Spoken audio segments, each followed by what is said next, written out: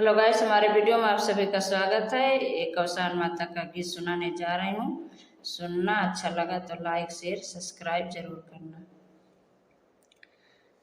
दई दे तू भिखियाया चरवा में भरी के, दई दे तू भिखियाया चरवा में भरी के, दई दे तू भिखियाया चरवा में भरी के।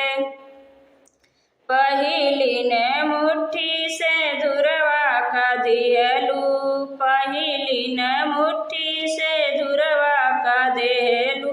साथ सजना रहे उमर भरी के, साथ सजना रहे उमर भरी के। दई दे तू भिखियाया चरवा में भरी के, दई दे तू भिखिया चरवा में भरी के। दूसरी ने मुट्ठी होरिलवा का देलू, दूसरी ने मुट्ठी होरिलवा का देलू। गोदिया खेले ललनवा उमर भरी के, गोदिया खेले ललनवा उमर भरी के।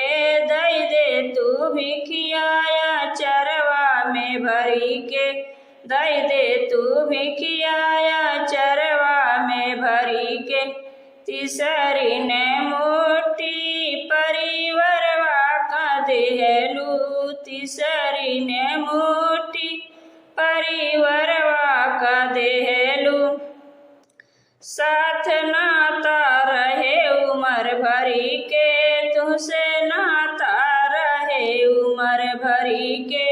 दई दे तू भिखियाया चरवा में भरी के, दई दे तू भिखियाया चरवा में भरी के।